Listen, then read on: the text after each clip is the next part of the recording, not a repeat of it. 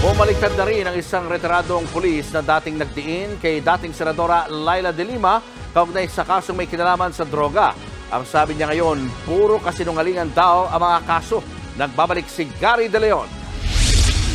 Kasunod ng pansamantalang paglaing ni dating Senadora Leila de Lima, isa na naman testigo ang gustong bumaliktad. Patunayang inosente ang dating senadora. Siya si retired Police Brigadier General Jerry Valeroso. Matatandang tumestigo si Valeroso na nakita niya raw ang NOI Justice Secretary na si de Lima sa isang concert and drug lord na si Herbert Colango sa loob ng New Bilibid Prison.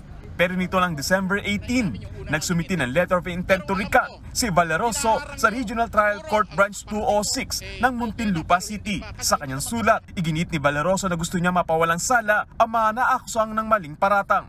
Nais din daw niyang ibunyag na puro kasinungalingan lang ang mga isinampang kaso laban kina de Lima. Pero sa panayam ni Valeroso sa News 5, hindi pa raw opisyal ang kanyang recantation. Wala pa raw kasi itong sinumpang affidavit. Letter pa lang yan na nagsasabi na ako sa court na mag-recant ako, pero yung official ko to be submitted later on.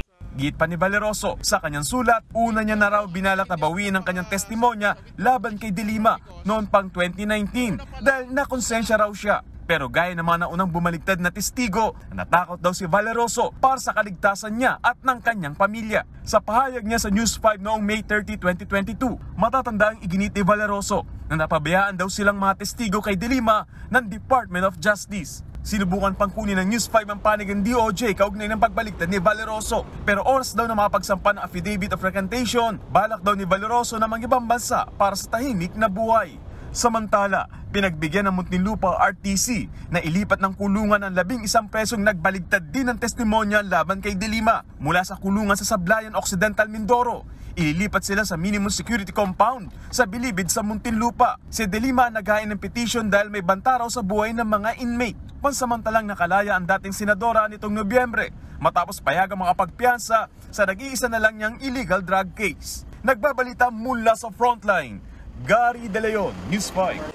Mga kapatid, Julius Babaw po. Huwag maging huli at maging una sa lahat ng balitaan. Para sa tuloy-tuloy na talakayan sa Frontline, mag-follow at mag-subscribe sa social media pages ng News 5.